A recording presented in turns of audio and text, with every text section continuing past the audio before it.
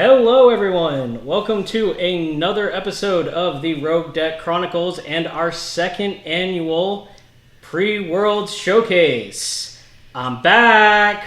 For those of you who haven't seen, I am John. I realized that I've never actually been on video, and you've seen this man's hands. You see my hands. But this is Joe. And then you're used to me. It's Dean.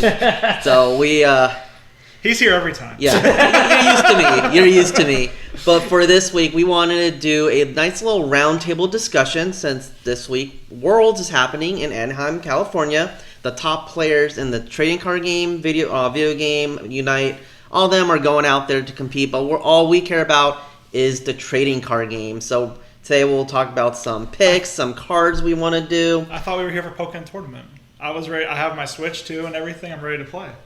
Yeah, you're the only one that has a Switch too, so nice try. Yeah, and probably the only one with Pokken. I don't have Pokken. So, but before we get into it, I just want to say this episode is sponsored by Box Boys Games. They've been supporting us last couple months.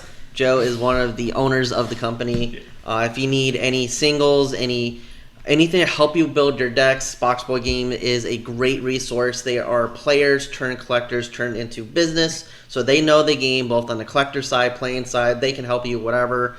I know at our local leagues, you bring giant Cards binders all the time. just to help our locals build decks with the trainers and commons and all that.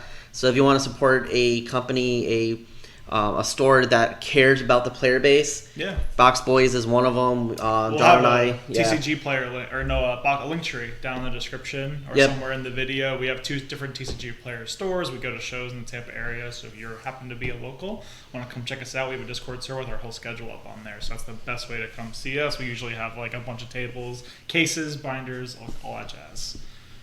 Cool. So thank you, Box Boy Games, for sponsoring us and really supporting me and John and our little endeavor, passion project with this podcast. But without further ado, Worlds. It's this week. Are you guys excited for it? Weekend. Oh yeah, this weekend. Well, Friday. Weekend. True. Yeah, I mean, I'm excited you can kind of see the TV back there. We're going to be here watching this weekend, so that's going to be fun. Yeah. So one of the biggest things with Worlds is this is the first sanctioned big tournament that we're having the black-white set in. So I figured we can start the conversation with what are some notable cards from Black Bolt and White Flare that you're excited to see on screen and the winning decks and the decks that do well. So John, since you haven't been on here for a while, why don't you start out? What card are you excited to see from the black and white set? So I'm not necessarily excited to see it, but I think it's going to be a extremely notable card. And the reason why I'm not excited to see it is because it shuts off my favorite deck.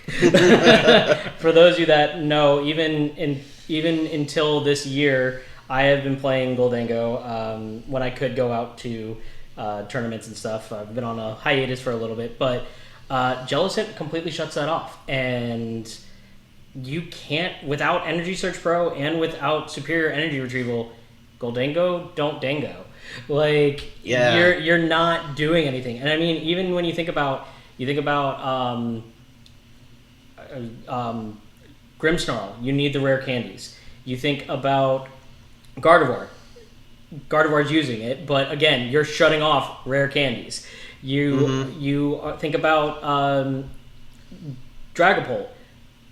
Unless you're going through and going, okay, I'm going to play the Dracloak line every single time, you're shutting off rare candy. Yeah. Zard, you're shutting off rare candy. So Jellicent is gonna shut off so many decks that need items that I'm not necessarily excited to see it, but it's gonna be in my opinion, the most notable card. I think one other thing to add about Jellicent, because I know I've been playing with that card a lot in our recent Rogue Deck video. It doesn't just shut off items, it also shuts down tool cards, which is important too, because like you're saying, you're using Goldango as your case study. You can't put down your air balloon to retreat anymore. You can't play TM Evolution. You can't play any of the tools that all these decks need. Gardevoir, you brought that up too. They need the Bravery Charms, Luxurious Capes. Jellicent just shuts down a lot of the strategies of the setup decks. So yeah, I agree with you. I think Jolson is going to be a nuisance this weekend, and I'm excited to see how players play around it and see if it's really that big of a deal, or are we just blowing this out of proportion? So I can't wait to see how the pro players really deal with this card. Yeah, and I mean, we've seen from Japan that Gholdengo was doing really well, but again, those are best of one formats. Yeah. So if you get lucky and you either they prize the Jellicent or you get that line out of the way quick, then you're good for the rest of the game. But if you get a misdraw or a misplay and they're able to get that into the active, you're stuck for a bit. Yeah. So Joe, what are your thoughts about Jellicent? I agree.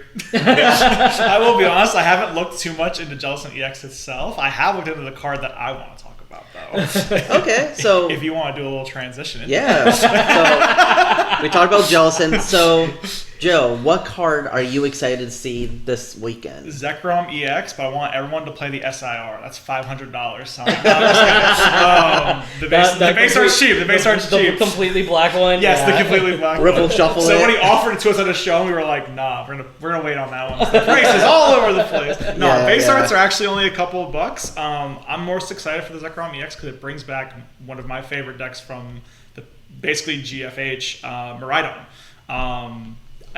Not the Zera Aura from Destined Rivals gives you a low snipe potential. Now the Zekrom's a great endgame closer. It's basically Charizard on a lightning Pokemon. Yeah. Charizard EX on a lightning Pokemon.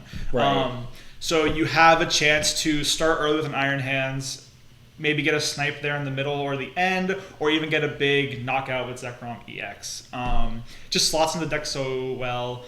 I think there's also we'll get into a little bit more when we talk about the next kind of subject, but I think there's like ways to play it in both Joltik Box and the regular like electric generator build of Miraidon. Yeah. So you have some options on how to play it. We'll get into a little bit more, but there's some like cool things I think this deck is going to show at Worlds. I know Jesse Parker's going, right? Yes, he is. Yeah, so he might be running the Dawn back. Yeah, He got his back. top 4, so he got his auto invite. So yeah, he might be running it back. But yeah, Dean, you have a card in here that I think is kind of cool because it's not what I would have expected to kind of be on like a notable BW card. Yeah, so the card that I'm really hype on, and I've been playing around with it in some of my decks, is Brave Bangle. So it's a new tool card, and it's really for the single prize decks out there where it adds 30 damage, but you can only attach it to a Pokemon Battle rule box, and then you do 30 more damage to the opponent's EX.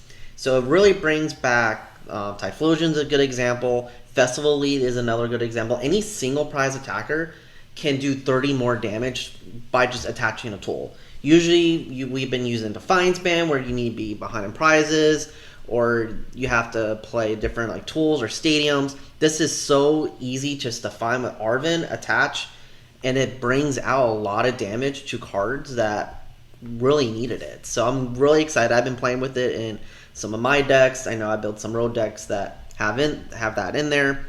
So I'm interested to see how the pro players take this tool and just elevate it.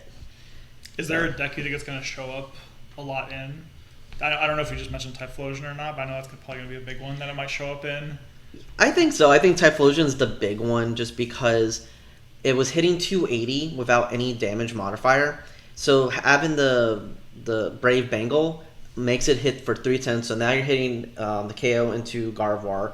You play the Victini, now you're doing 320, and there goes your Grimmsnarl, there goes your Dragapult, and if you have like Gravity Mountain, then you can knock out, say, the Cynthia's Garchomps, the Charizard EX. So it really makes a lot of your one-shots more possible versus having a lot more combo-reliant pieces. Yeah, I can do that. And I always mention it, Brave Bangle, probably pretty cool in GLC as well. Yeah. Well, Right? You can't use it in GLC. Why not? Because Only to EX. it only Pokemon. had EX, yeah, so... Darn it. So Darn you it. can use it. You it can would use just be it. It would just do anything. useless. Yes, It wouldn't do anything. exactly. So... Do anything. I'll say we talked about the noble black and white cards. I think since we are the Rogue Deck Chronicles, I think let's start the conversation with what rogue deck do we think will do the best, have the best showing, or that we're most excited about in this tournament. So I know we started with John last time. It's Joe. Switch off to me. Yeah, what rogue deck are you excited about to see, and like where do you think it will land in the tournament? I want to see some kind of Team Rocket variant. I think on Limitless, Mewtwo is up there. It had a couple of like day twos at some recent tournaments in between its release on Legality and now. Mewtwo's a really cool Pokemon, just in general anyway. Yeah.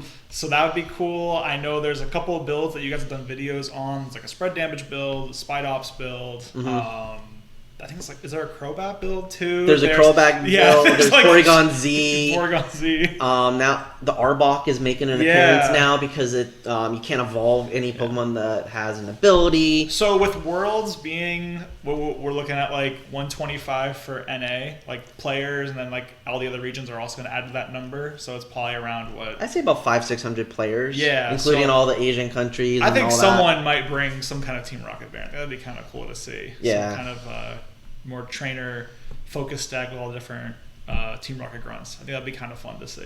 I had to put a number on it. I'm gonna be a little modest, probably just like top 64 though. Yeah. I think that's fair, especially with like how little hype there is. We're not really seeing it in the online tournaments, but you bring up some good points. It does do well once in a while.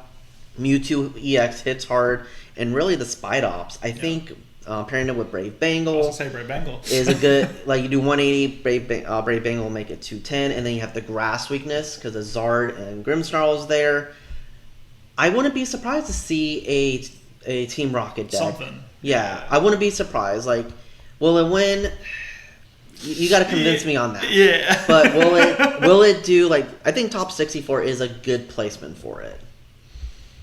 So I'm trying to think. I didn't see any Team Rocket variants on Trainer Hill specifically kind of mentioned on here, but you never know. Someone might be cooking that secret sauce. They might bring out something. And that's one thing I love about the world, these world championships. That people just bring decks out of nowhere and do very well with it.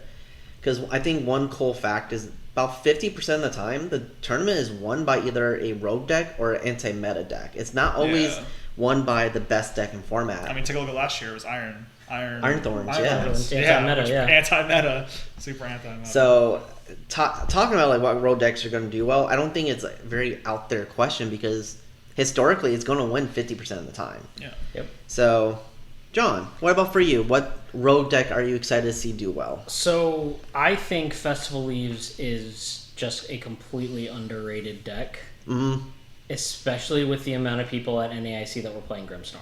Yeah. I think that because Gardevoir is getting such a buff with Jellicent, people are going to play the Grimmsnarl a lot more than I think people are ready for, especially with how well it did at NAIC. And if I was a betting man, I'd say, all right, that percentage is going to go up. So I would bring Festival Leaves and be like, all right, let's have fun. So you're really playing into that grass weakness. Yes, exactly. I think that, and then Dragapult is playing Zard, so you're still seeing Zard, and you're seeing Zard by itself come back. Yeah. Fun little fact from the seller side. Actually, we've seen an increase in Zard sales. Yeah, which is really it's interesting. Coming back. Yeah. So it hasn't for a while, and now it's been like on the up and up. So that's perfect. And then you also have. I don't think it will be as much of the meta share, but I do think there are going to be some people bringing Enzorarg. So again, grass weakness. There was a top 8, top 16. The tank Zoroark, right? Yeah, the tanky with the rigid band. Yeah. So you still have that potential for those. So you've got a decent amount of the meta share that you're going to hit with that. So I think there's a good chance somebody can sneak into top 32 with that because it is that one prizer deck. You're hitting for weakness, and it's as long as you get your I forget. I played it the other day, and I am having a brain fart. The Boom Boom, the Thwacky, Boom Boom draw, and be able to go get. It's basically a Pidgeot without having to use a rare candy. So, and a 2 prize liability. So that whole entire point of Jellicent shutting down things. No, I'm gonna go. draw it, cool, I go get whatever card I need. Yeah. So and I think that's another deck. I know I'm talking about Brave Bengal a lot, but that's another deck that benefits from Yes. it too, because when you do the attack with Diplin, you do it with the Brave Bengal twice. So I believe a full bench is 150 or something like that. yeah, plus So that then the 30, so you're doing 180 twice, which is gonna knock out anything. anything let alone, weak. Let yeah. alone not even anything weak. You do 180 once, Oh, that's yeah. 360. They've got to promote something else. Again, if it's weak, you're taking the shot. Mhm. But then also if you play Kieran, Oh yeah.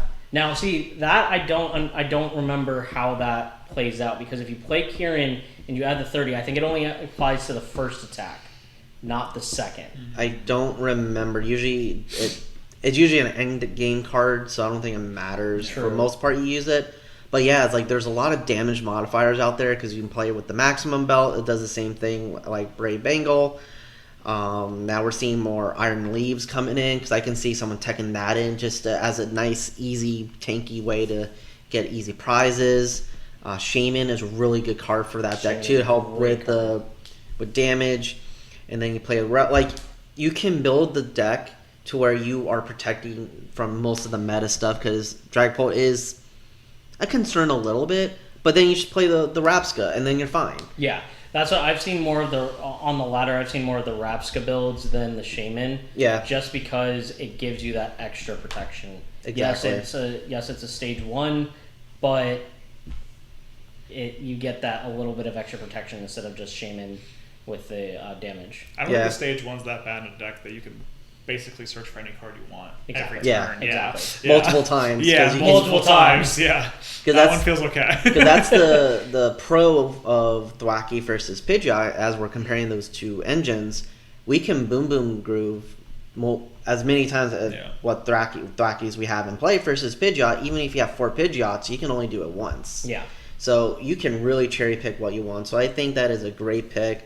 I know it's very popular in our Rogue Deck Night. Like, a lot of people play it. It's a cheap deck to build. Yeah. It really is. And I just can't wait to see how it just becomes better. Because I feel like every set, this deck in particular, gains a new piece. Oh, yeah. I think the first set it came out, I know you and I were building it, and we're like, this is going to be great. And then it just flopped. And then the next set, we're like, it's going to be great. Flop. This is the first set I feel that it actually has a little bit of traction to it. I feel like the format's slow enough for it to really get set up, because before that it was way too quick. I think so too. The V's. Yeah. The V's made it very, very fast. Yes. But for me, I kind of hinted at this before. I'm very high on Typhlosion. I love playing that deck. I played it at the last challenge. I was going to say, you've only been playing it every night you can play Pokemon. I love that deck. And it's been seeing a lot of traction online too. I know a lot of people are leaning more towards the Pidgeot build now. I know Zol kind of made it famous. I still like the Dragapult build, really the Dragapult build. That way it's 2 prize, you can find what you need. You're still churning through your deck, and really you don't need a lot. Once you're set up, you're pretty much set with Typhlosion. I will say the draw may be a little iffy at times. That's why a lot of people are moving towards the Pidgeot build of it. But you're hitting 280 for 1 fire energy as a stage 2. You're winning on the prize trade a lot of the time. So I love that deck. And there's really not a lot of water weak decks right now too. The only water Pokemon and card I can really think of we're going to see is Wellspring or Ogerpon. Yeah. But I'm putting this as top 16. You don't think there's going to be a Misty's deck? Oh, no. No. I just had to throw it out there. Even though Misty deck is fun. I changed my road deck. I want to do Misty's. Come on, Gyarados, man. Well, I've been trying to find a way to make that work well. I know Glenn, who we've had on the podcast multiple times, he's been playing that and having a fun time. So we'll definitely play around with that some more. Yeah. But yeah, I think Typhlosion is just in a really good spot, especially with Godango being more popular. You're hitting for the fire weakness. It fills a lot of the boxes. It has a hard Gardevoir matchup. And we're going to see a lot of Gardevoir. I mean, has some decent matchups. Grimmsnarl, big time, right? The blue means good. Yeah. Before we get into the next topic. Dusknoir as well. Dragapult Dusknoir has a decent matchup, and just Dragapult by itself. Yeah. I have a quick question. Can you explain what's going on with this rock crab that I'm seeing on Trainer Hill? Because I think I'm missing something.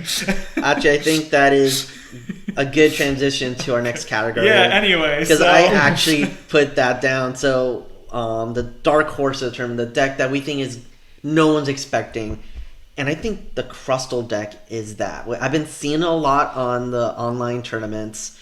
It's basically Iron Thorns, but as a single prizer. Like, right now we're seeing a lot of EX decks out there. It's Dragapult. Is it this grass one?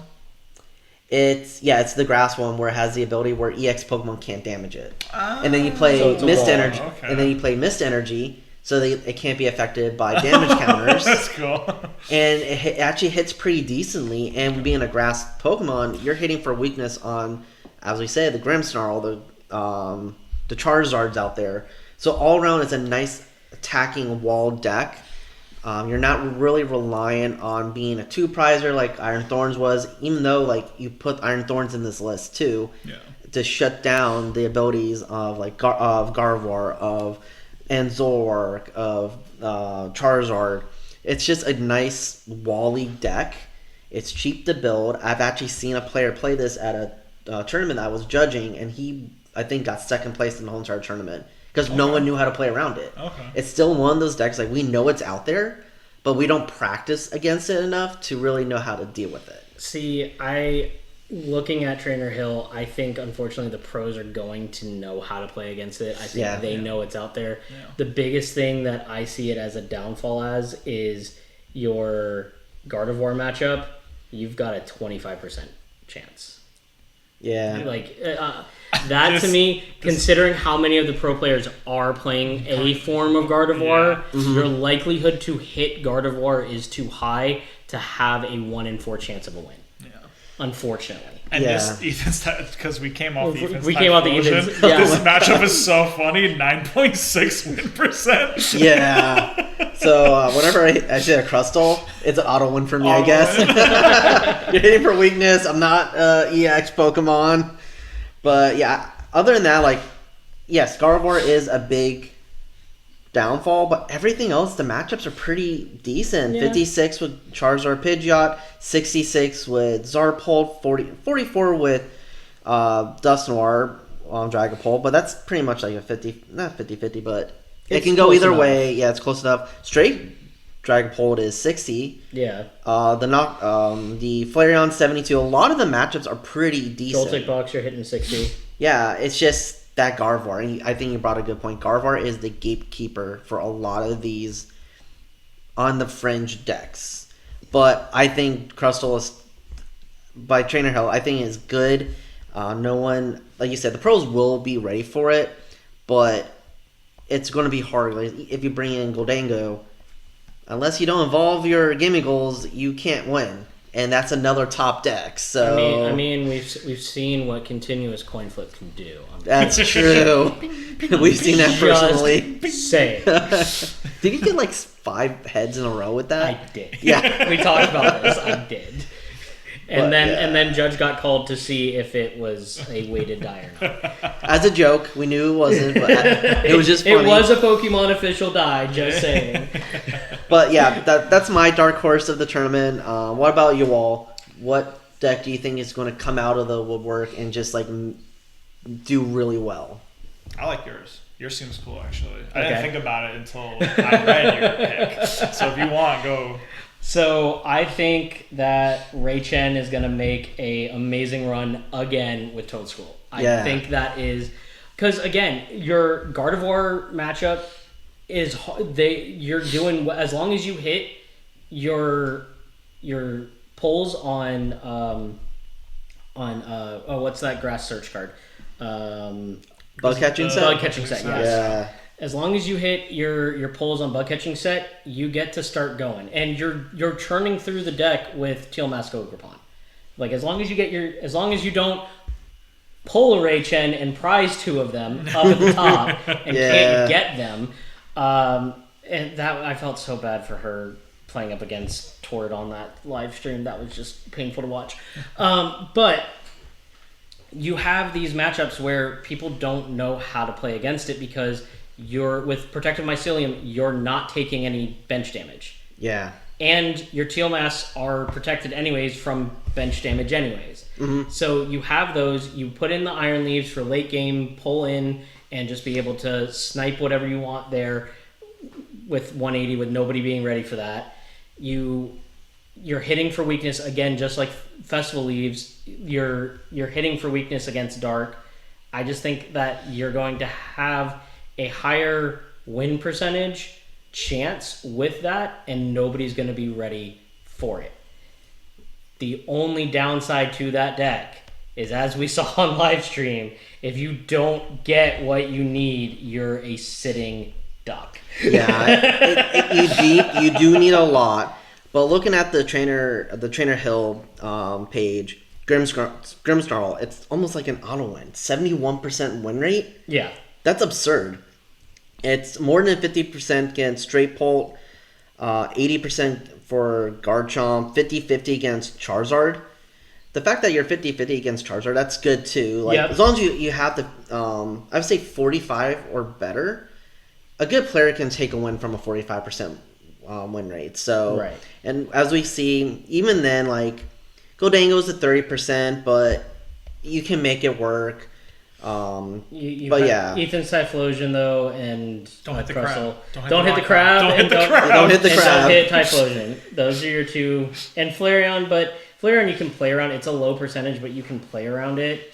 But yeah, it's just the weakness that really hurts you, because then they don't bring out the Sylveon because they can't use it once you're set up. Yeah. But yeah, Flareon can just hit you for weakness. So, but I think Toadstool is a fun pick. As we saw, it does decent with the main decks you're expected to see. And like, okay, once in a while, if you hit the Crustle, you're only going to hit one the whole entire tournament, most likely. Yeah. You'll take that loss. That's not a big deal. As long as you're doing well against Dragapult, Gardevoir, Goldango, you should be fine. Yeah. So, Joe, it's your turn. The Chomp. The Chomp. I just pulled up the matchup spread because I didn't have a chance to look over them before we went into this. Not a great matchup spread, but that's okay. That's okay. We don't need to worry about percentages all the time we're playing Pokemon. We just need to play Pokemon. You're good against Jolting Box. Great against Jolting Box. Had a couple of day twos at NAIC. I just think it's a cool deck. I think it's really tanky. I think with the right pilot, it could maybe squeak out like a top-ish placement. I think money-wise, yeah. 60th at NAIC, so top 64, that'd be kind of cool.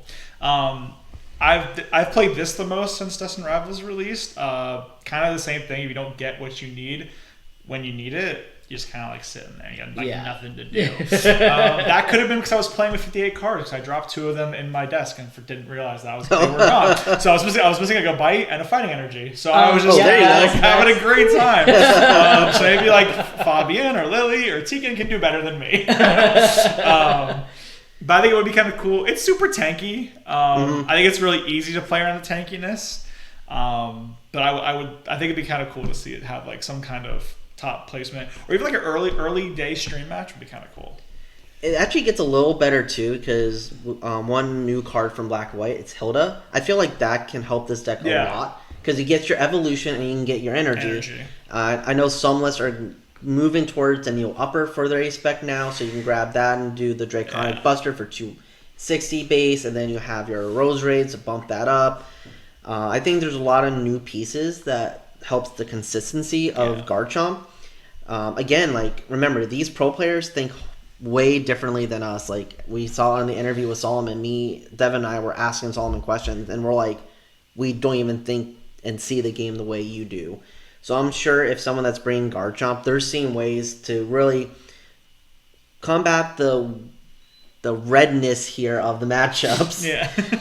But again, it's the tankiness. If people don't know how to deal with not knocking it out, you're getting the one-shots. And you can win on the prize trade there too. So it really, like you said, comes down to the good pilots of it. Yeah. Fabian Pujols brought it at NEIC, and he got top 64 at NEIC and he played the same list to that invitational the night before, and he did really. I think he got 4th place from that. So the right, like you said, the right pilot can change everything. Yeah. I will say before we do any next topics, this set, Black and White, has been, for a mini set, has been awesome in how everything feels playable. Yeah. If we go back to prior mini sets, it's usually only like 1 or 2 cards feel playable. Before this, it was Shrouded Fable was the mini set. Shrouded Fable, yeah. Well, Prismatic. Yeah. Technically Prismatic, which was Badoo. Yeah. Flareon. Yeah. Before that, Shrouded Fable, which was really Pheasantipity. But Shrouded Fable, I will say, I'm noticing the past 2 years, the mini sets have made a huge impact going into Worlds. Yeah. Because before that, it wouldn't make that big of an impact. But Night Stretcher, Fez, the Binding Mochi, those 3 right there. Those are pretty big. Made huge impacts onto how things were being played at Worlds. I just meant it seems like there's only a couple cards from each set, whereas this set feels like at least like 10 or 20 different cards are like super good. If you go back further than Shroud of Fable, 151, Radzard and Pokestop.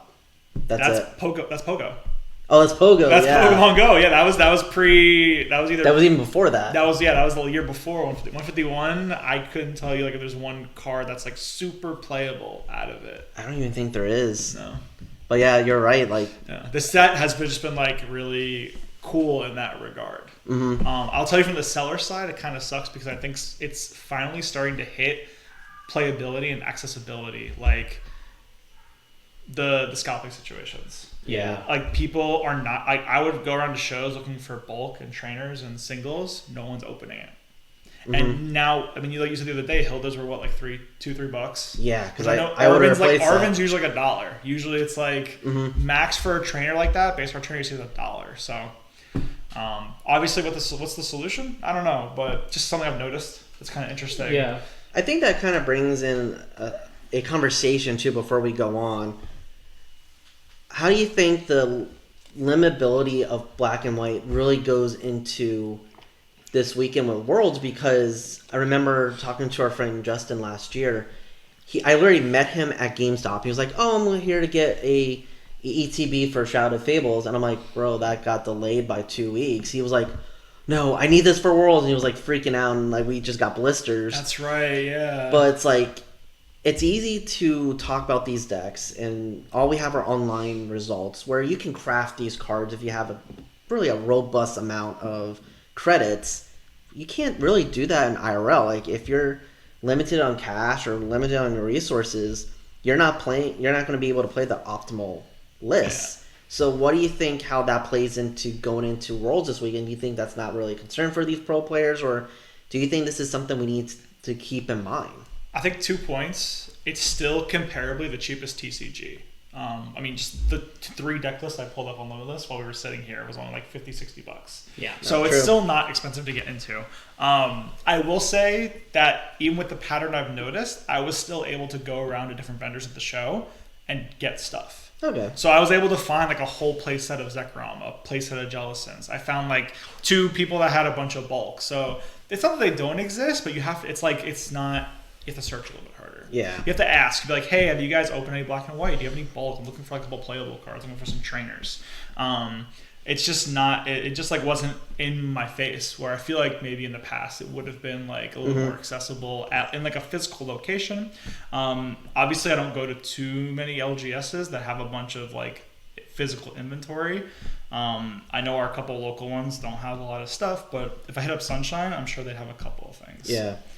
Yeah, and I mean, I've kind of seen it even when we went to Collecticon in Orlando, which is one of the bigger trade shows. Even then, which was back in May, it was still like there was nothing. Yeah, nothing playable. Obviously, a lot of stuff for collectors. Yeah, but nothing really playable. I think we ended up getting more Magic there than we did. We did. Pokemon.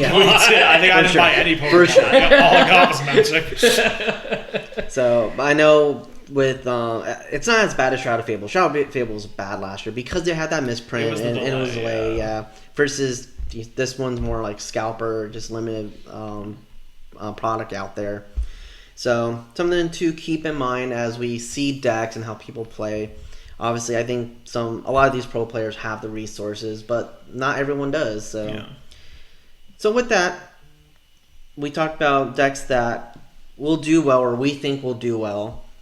But what about some decks we think will not be as successful as they want? So I guess I'll start since I haven't really started one yet. I don't think Raging Bolt is going to be that good. We have the same. Oh, we do? Yeah. Yeah. This is one thing we decided to share. And looking at this matchup spread, I can kind of see why. It only has some favorables in the decks that really aren't the most popular. I think personally the biggest reason is Tool Scrapper. Oh yeah. I think I haven't played too much Raging Bolt, but I feel the couple times I have played it, I've relied heavily on those ancient booster capsules. And if someone's gonna be what's the Sun and Moon for tool removal card? Do you remember the old one? The playing GLC? Not the Lost Vacuum, that's the other vacuum. I can't remember. But it's the one that gets rid of 2 stadiums and a tool. Oh, Field Blower. Field Blower, yeah. If I'm having my ancient booster capsules Field Blowered away, that does not feel good. Yeah. Field Blower could remove a stadium and a tool, or both. Yeah. Or like one of each, or like 2 of each, or something like that. Tool Scrapper obviously is only 2 tools, but I feel like there is some tool. If it wasn't for Zekrom EX, I probably would have put Tool Scrapper as my notable BW card. Yeah. Yeah, because I think it's just so big. Yeah. Yeah, like we're getting very reliant on these tools, and yeah, Tool Scrapper came out with black and white, and no one's talking about it. But yeah, Raging Bolt, it's just like everyone plays it because everyone has the deck now because it's been around for so long. But yeah, looking at the Trainer Hill, it's like nothing's like really stand out-ish. It's a lot of close to 50-50s. So if you're confident in the deck, I feel like you're going to do well. The worst matchup I'm seeing is it Typhlosion and regular Guardy. Yeah. Yeah. Which regular Guardy's bad to have a bad matchup into, I think, specifically going into Worlds. Yeah. Typhlosion, maybe you can get away with a little bit more. But you probably don't want to have a bad matchup going into Guardy at this World specifically. But on the flip side, it also doesn't have a lot of bad matchups. It's a pure 50-50 deck.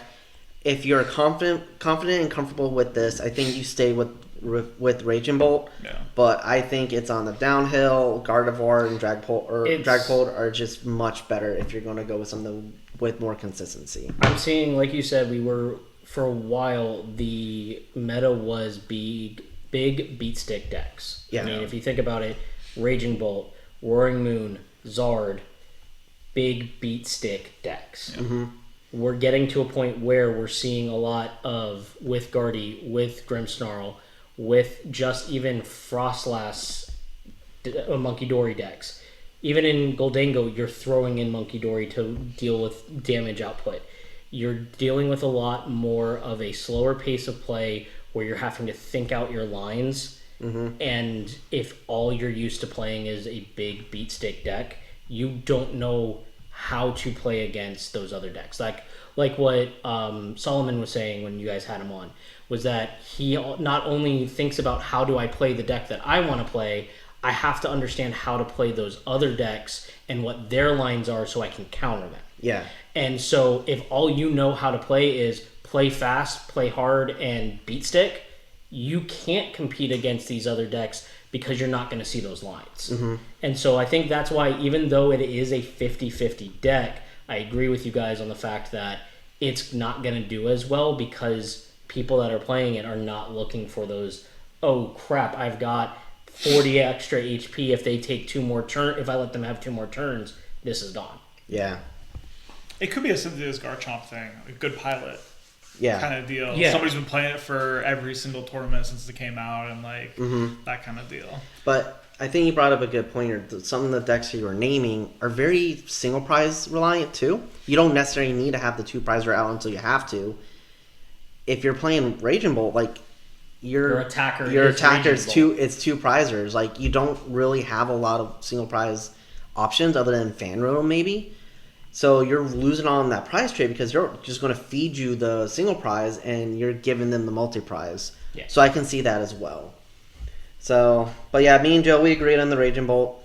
But you had a different interpretation of this question. That's one way to say it. That's one way to say it. Maybe you misread the category No, heading. I knew exactly what I was saying with it. So, the whole point of flop is saying deck that we don't think is going to do as well. I think everybody thinks Guardy is going to come in and it's going to decimate the field. Mm-hmm. I don't foresee that happening.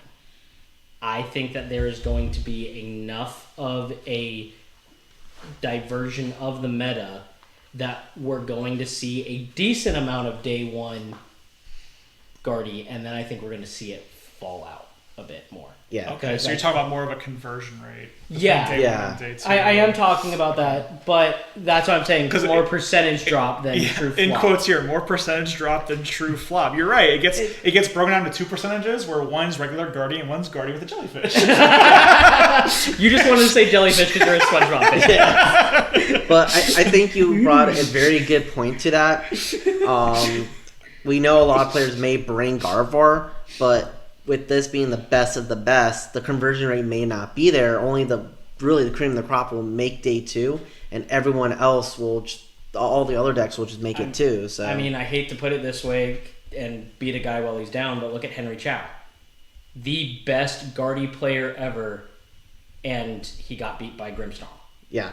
So on a winning into top 8. Mm-hmm. So that's what I'm saying.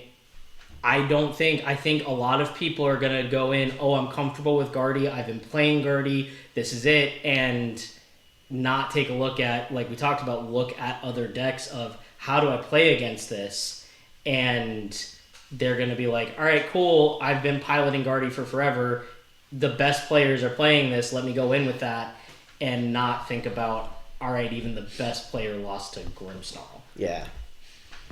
So I think that's actually a really cool interpretation of the question, just because it brings another perspective of just when you metagame and predict and try to prepare for any tournament, let alone Worlds, what are you expected to see and what percentage of that deck will make it to the next phase? Because that does play a factor in how we play and how we choose decks as well. Right. And because it used to be that you could switch your deck from day 1 to day 2. You can't anymore. Yeah. So that is a huge difference now going into this. Is it's not okay. What do I think is going to be in the biggest part of the meta on day 1 to get me into day 2, and then I start going, all right, now what do I do? It's no, this has to work through the entire weekend. Yeah. So, but all really good decks. So I can, even with our 2 answers, I can still see them do well at the same time. Oh, yeah. So with that, now we're getting to what people are expecting us to talk about. What deck will win and what deck will get runner-up? What are we expecting to see in the finals? So I get first, what deck do we think will get second place in the tournament? So John, since you haven't been here, we need you to talk some more. And what deck do you think will be in the finals on Championship Sunday, but walk away with second place? I think Dragapult's going to take second. I think that it has, like we were talking about with Raging Bolt, it has more of a more even keel playing field. There are some major matchups where it doesn't do as well, but I think for the most part it is a deck that has a decent spread, and it also has the ability to turn through the deck pretty decently. I mean, even looking at, besides Crustle, we're looking at Guardy, you take a couple of decent hits. Grimmsnarl is 50-50, but then the rest of the time you're pretty decent into everything else. Yeah. So, again, talking about Crustle being underrated, I think it's more people aren't ready to play against Crustle with Dragapult and don't have a tech for it yet. I think someone's going to pull out a tech for it and be able to make it through without issue. But I think once they hit Guardy in the finals, it's just going to be done. absolute fantastic matchup into the Chomp. Just gonna, 100%, I'm just gonna say I'm still a believer in the Dark Horse, but absolute fantastic matchup. Right? It just means you're not hitting any of those. Oh yeah, we choose who we want to play against. Hey, well, not the almighty Tom. I remember I've gone to tournaments where I did not hit any of the BDIF. I don't know how I did it, but I did it. It's not impossible. Oh, right, like me at Orlando where I hit Chentao mirrors 4 times in 9 rounds. So I'm not gonna probable, not impossible. I understand that, but so I'm gonna kind of push you a little more with your Dragon Ball pick. This is an interesting deck because there's actually 3 variations of Dragon Ball, all with its own archetype on Trainer Hill and Limitless. So there's. So which one are you thinking is going to be there? I think the Dustnor build is going to be the one to take. Honestly, it's got them, as I said, the most even playing field. Mm-hmm. And I completely agree with Solomon where it's like, all right, if I'm playing this, I don't want to be giving other people prize cards. Like, that just feels bad. Of, hey, I'm going to take a prize card, but you're going to get a prize card too. Like, I have never liked playing that. No, I don't want to give you anything. But overall, in certain situations where it makes an uneven prize trade, where it makes it harder to get what you need to get off of the top, and especially if you're going to Iono right afterwards. Oh, I'm giving you an extra card, but you're getting Iono down to 1. Yeah. Or 2 instead of, oh, I'm Ioning you to 3. Like, it does make sense in certain lines of play, but it does give the even, it is the most even playing field there when it comes to the spread of matchups. Quebin. Yeah. This set doesn't have the ability that blocks the self knockouts. The Psyduck? That's that. Psyduck is in Mega Evolution. I was actually going to bring that up. This could be Dustnor's last stand. I think Once that so. Psyduck comes out. Just clarification. Hey, look, a water deck. it's just a splashable, like, I know, basic I'm joking. Pokemon. And really, it turns off Miraidon too. If you play the Magneton build, I know some people no were Magneton. Again, why am I going to give you a prize card? Yeah, just go get energy. I mean, 3 energy is cool. True. Or I could play two eel guys. Exactly. 2 eel guys. So Joe, who are you expecting to get the second place prize at Worlds? Expecting in my choice has 2 different answers, Mr. Dean. Okay, what is your choice? My choice was Gardevoir, because of my first place choice. If it wasn't for my first place choice, then Gardevoir would be my first place choice. But yeah, just really strong matchups all around. I mean, we don't have to beat the dead horse and the Gardevoir anymore. I think I agree with John. It's going to have a great day 1, and a really true pilot is going to take it far into day 2. Mm-hmm. I've played it a couple of times. I've only won against people I don't know what they're doing. But I would say I'm leaning more towards, just kind of based on the spread I'm seeing, leaning more towards pure Guardy, not Guardy with the jellyfish. Yeah. I think the item lock is cool, but also in Guardy, a kind of Badoo has already been achieving that, and you don't care. At least in the way the build I've been playing, you don't care to be 1 prize card behind because counter catcher is cool. Right. And you can like snipe around things. You got a lot of versatility there. Now, do you think that results that we're seeing with the Jellicent could be skewed because people are splashing it in and not really knowing the lines? It could be. I Could be. think All we have is online Right, tournament data. right. It's like Tournament of Doom is one of them, right? Yeah. It's like all we really have. So we could get a big show out over Worlds Weekend, and then it just like completely pops off, and it turns out item lock is good. But item lock in the past has always like the Volt V was not like it was a contender, but it didn't do amazing. Yeah. Item lock is cool, but you can play around it. So that's why I think the pure Guardy, based on what I'm seeing, is probably where I'd put my my bet on. Gotcha. Yeah, I wouldn't say the Guardy Jellyfish did well in the Japan National Championships, but that's really the only time we saw it do well. And we talked about it before. It's a different format. They play best of 1, so item locking is I think is more stronger in that type of format because you got 1 shot versus best of 3. Okay, I need to learn how to do this. You adapt and you just move on. Yeah. So, for me, I'm thinking Gouging is going to get second place. I think it is a strong deck. I would love for it to get second. I just, as the Gouging player, I don't think it's gonna happen. It got so much better in this set because we got the Genesect EX, we got the air balloon for it to switch in and out. But there's just other decks that just can hit around it, can play around it better, but you can one shot a lot of the bigger EX by just being able to draw and manage your resources well. I think Gouging is in a really good spot with this new set. It finally found its partners that it was really needing. I think Genesect EX is so strong. I ordered one, it was $5, and I can see why it's worth $5. Its price has been crazy. It has gone from like $3. It was up to like $20 at one point. Now it's back down a little bit towards the mid there. Just a little seller insight. It's been like all of our prices have been off every show we go to because it keeps changing. So I think expectations for it just keep going up and down. If anybody watching this and is playing at Worlds, please play a set of Professor Energy in your Gouging. I think it'll be so funny because you get one Professor Energy, like one of each type, in your Professor Energy pack. So it's gonna be really funny. Please do it. Yeah. Too bad Pramwat's not playing. I think he's judging. Yeah. So. But yeah, I think Gouging is just really strong. Air balloon to be able to finally retreat it. I think that's one of the big missing pieces. Oh yeah, I mean that was the biggest thing for me is when I was playing, trying to figure out when I wanted to use my switch. Yeah. Because I only had one, and I didn't want anything to get stuck in there in the active.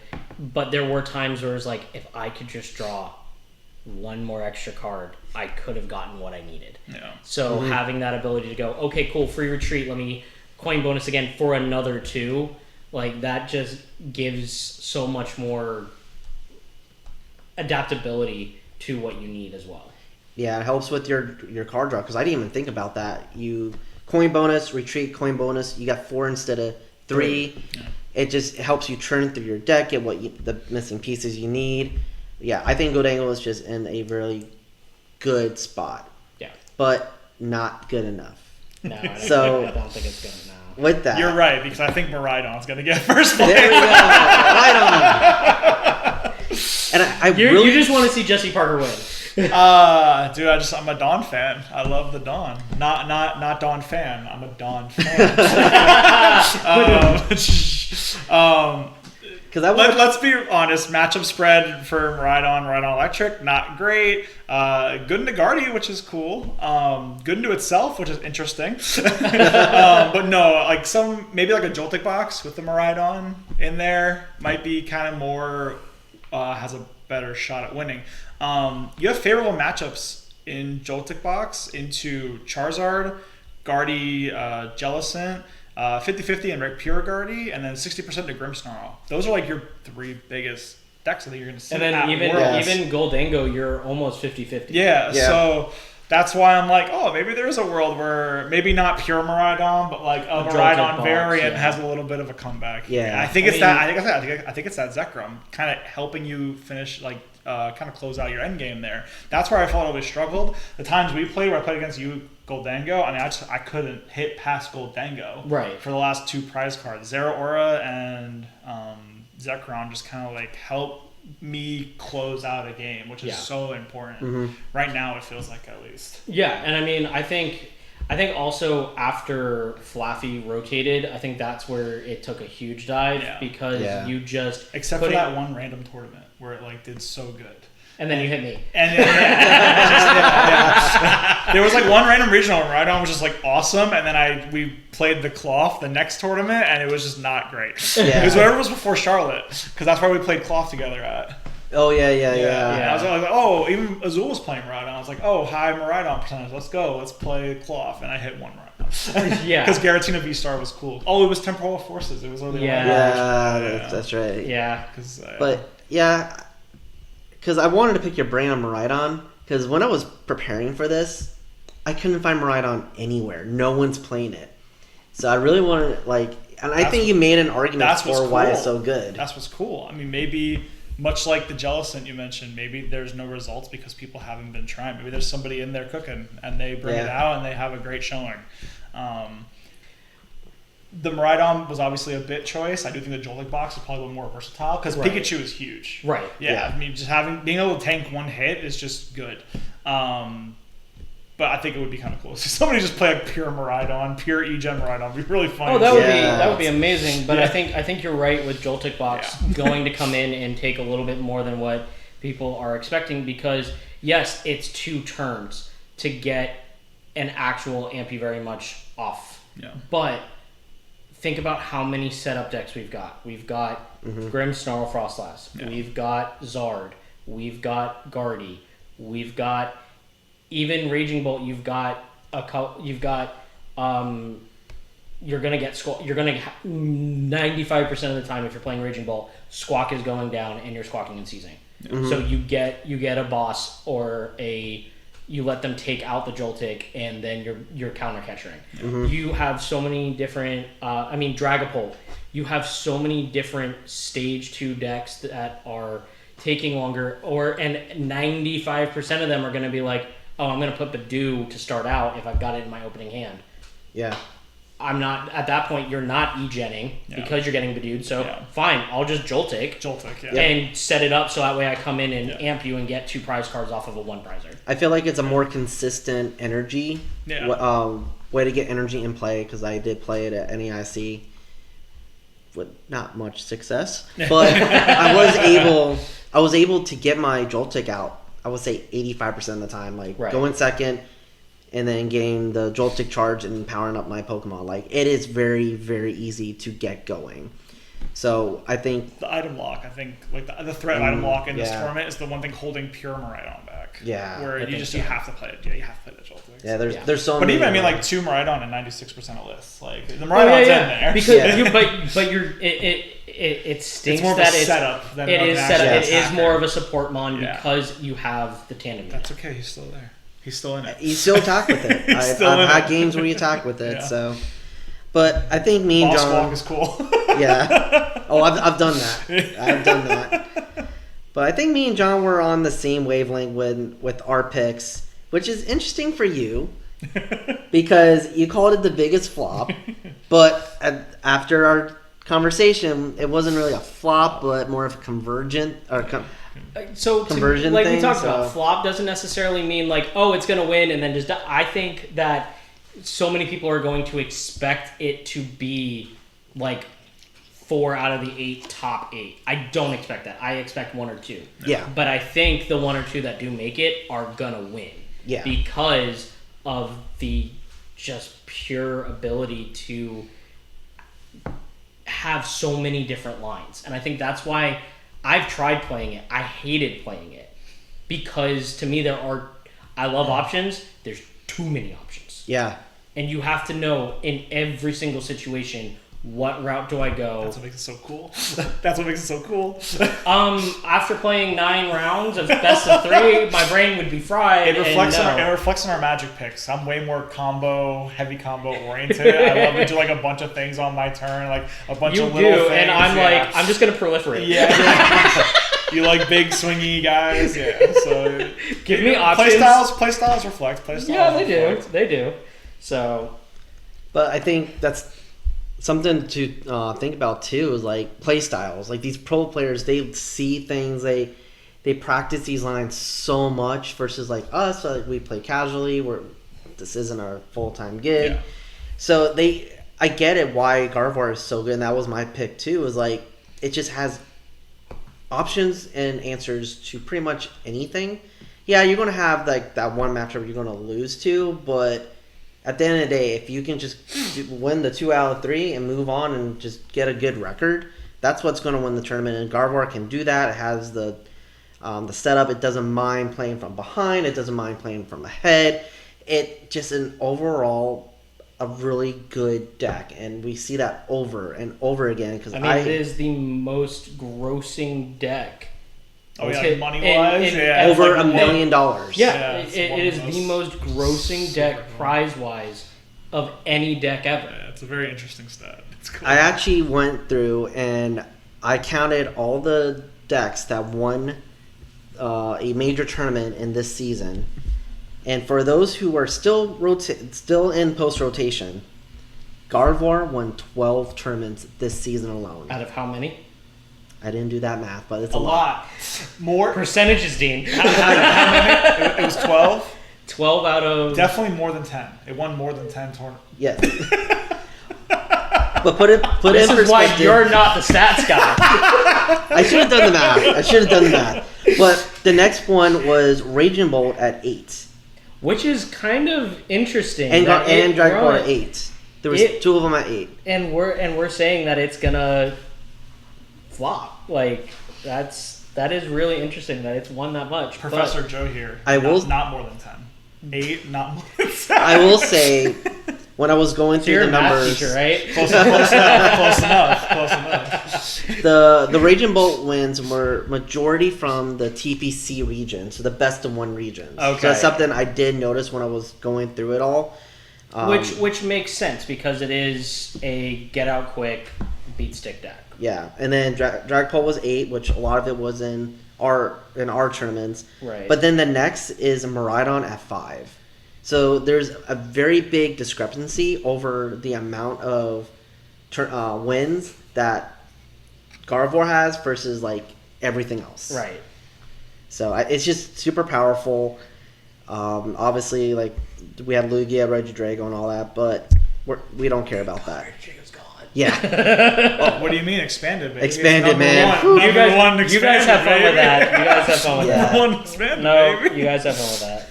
So we're expecting a fun weekend. I know we've talked about coming over here. We're going to celebrate Worlds in our way and enjoy a fellowship with all our friends and just have a good time. Commander. Yeah, Watching Worlds. But before we This is the intro to our new podcast. No. Not yet. He said yes. I got words. I can speak. But before we get into our rogue deck of the week, because of course I'm still playing around with different deck ideas, is there anything else we want to talk about when it comes to Worlds, like any other decks that we haven't mentioned, or just whatever we want about next week or this upcoming weekend? I mean, we've talked about there wasn't really a water deck. I would find it hysterical if Feraligatr came and just started wreaking havoc. Like, Yeah. that would be hysterical. Of like, oh, everybody's going to bring Ethan's Typhlosion. I'm bringing Feraligatr. Like, Yeah. that would be hysterical. Oh, we're one set off from having all the Johto starters in the Worlds tournament because there's a really good Meganium next set. Yeah. That'd be so funny. Do we do a little top 8 prediction? Just like maybe not in the order, but like decks we think we're gonna definitely see in top 8. Yeah, let's do that real quick. All right, Guardy. All right, next one. Yeah, There'll be at least one Guardy in top 8 for sure. I think a Joltik box Of some kind. is going to get Joltik box Miraidon. I think a Dango will make it. I think one, yeah. I think Toadscroll's going to make it in the top 8. I really do. A little biased. It always does. I think there'll be multiple Guardies. Yes. I think there At will be. least 2, 3 maybe. I think we're going to hit 2-3. Yeah. Do you think, while we're talking about top 8, do you think we'll have an asymmetrical cut, or do you think it will be a straight top 8? That's a good question. Do we? Because We don't know how many rounds. Do we know how many rounds it is? Not off the top of my head. I think it's an 8-round tournament. Day 1, 4, day 2. I think it's going to be 5 day 1, 3 day 2 to give enough time because they're going to show all of the Masters top cut matches. Yeah, I can't remember. Or There's a top website. 4, they're going to show. They're going to show at least 2 of the top 8 and then the semifinals. Yeah, like they normally do. So I think it's going to be 5 day 1, 3 day 2. So only 8 rounds total. I would think so. Yeah. I know it's on the website. I just haven't pulled it up. Because if you think about it, it's 125 from NA, 125 from Europe, 100 from LATAM, like 20 from Australia. So right there, we're only hitting 500, 600 total. And then all the South Africa has like 10. It's like yeah. Yeah, so that's what I'm But saying. then all the TBC regions. Yeah. But they only bring about like 10 people. So that's what I'm saying. I think total we're hitting maybe 600 to 700. True. So to answer your question, maybe. There might be an asymmetrical card. Yeah. Possibly. We're going to find out. We'll find We're going to out. find out. But yeah, so we're expecting what? Gardevoir, Goldango, Dragapult. Those Those three, like, I think those three four, guaranteed. Yeah. Right? Yeah. Those three guaranteed. A Joltik box, a Dingus maybe. Yeah. So I think that's fair. Like all the expected. I think players. a Grimmsnarl. I actually do think a Grimmsnarl is going to make top 8 again. Oh yeah, and Grimmsnarl. Oh, yeah, That's for another sure, deck we for haven't. sure. Yeah. So And but there'll be one sneaky, like one random weird rogue deck that's going to hop in there somehow. yeah, they always do. Like, yeah. They always do. That's Off always like making one. top 8 at Worlds for the Yeah. juniors. That was Yeah, so yeah, awesome. There's always going to be something. Yeah. So I think we had a great conversation with Worlds, but a lot of us are still going our casuals. We're still just having fun. I know we're doing a rogue deck night actually to celebrate Worlds at our local shop. So with this week, I wanted to talk about like the deck that Devin and I have been fooling around with. Obviously, we've been playing with a bunch of different ideas, but I'm not trying to give John some PTSD, but we were a little bit inspired by you playing Champao for the longest time. But we found a new way to do what Champao did. It may not be as good, but there's a fire version now with Emboar. So we created a Fire Fandango Firebox deck featuring the Stage 2 Emboar that has the Fire Fandango ability where as often as you like, you can put fire energy onto your Pokemon any way you like. Okay. So it's a little bit like Champao. But we have a lot of like, I call them fire all-stars, but we were trying to find different fire Pokemon that really needed to shine a little more. So one of the Pokemon I actually include, I think is really well, is the Ethan's Magcargo. Oh yeah. Because for 3 energy, it does 70 damage, and if you can discard up to 5 energy attached to it, if it has 5 fire energy, you're doing 70 damage per fire energy you're discarding, so you can hit 350 damage. That's not As a bad. single prize stage 1 Pokemon. So I thought, I'm like, oh, that's not very bad. good. Pretty good, yeah. And then like, okay, you get knocked out. You're expecting to get knocked out anyway, so you kind of like loop that up if you can. How are you getting the energy though? Because that was the biggest thing with Champao was the Severy Chill. You could go get 2 energy per turn. So we have cards. Just a lot of draw. We have Morty's Conviction to get the draw out from the deck. We play 3 Earthen Vessels. So that's another way. And really, we're going to utilize the discard pile as well. So we're taking another tool out of Champao and replace it for your energy retrieval. Okay. And just between all that, and also we have Hilda from the new set, where you get a energy as well. I know it's only 1 energy, but still some energy. Yeah. So you just utilize between your deck and your discard a lot of ways just for recursion. And just recycling energy and just put them as you see fit. Because we also put a Hearthflame Mask Ogerpon in this list. We're playing the Entei from Obsidian Flames. I know you and me were talking about this off camera. Where it's kind of like a Hydro Pump attack. Yeah. It's like the only Hydro Pump fire attacker. So the more fire energy it does, the harder it hits. You can play in GLC. Yeah. So I'm changing my rogue deck. It's going to be Ogre Mask now. hey, it's doing well. It actually is making a resurgence. So Somebody No, got like text- true Ogre Box, not like anything else. Just the only. no, yeah, box. I've been seeing a lot more of that. So we also have some Gouging Fire EX in the list, and then for our draw engine for support, we're playing the Revavroom. So discard energy, yeah. draw on TF6.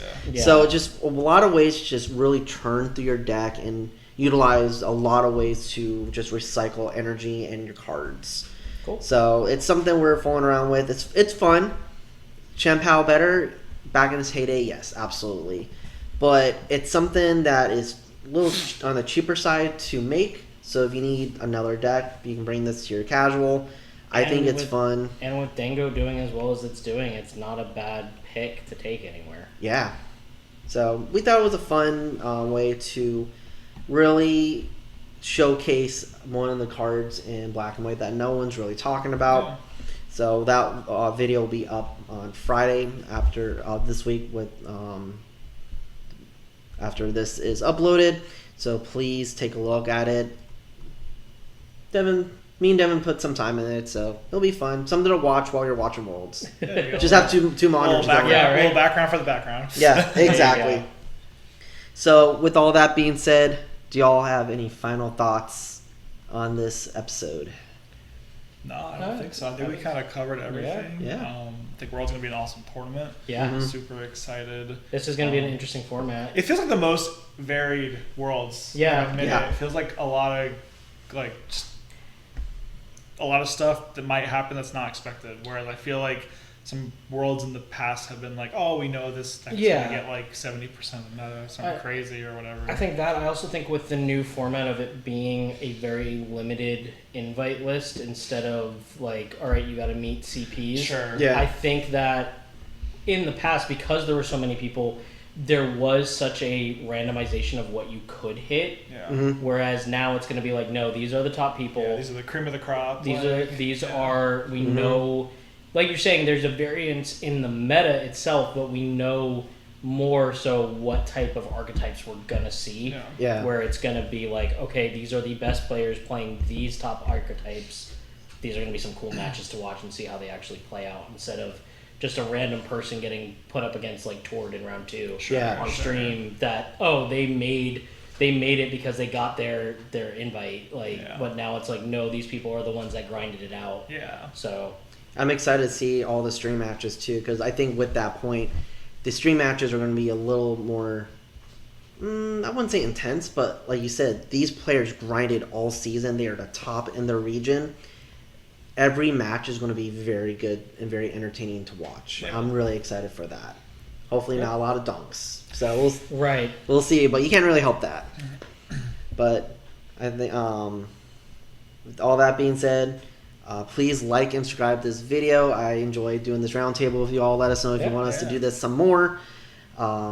This is a lot of planning on our end, but I think it was really fun. Yeah, this is As you can tell, awesome. we had a blast doing this. We don't know what we're talking about sometimes, but we love this game. Yeah, exactly.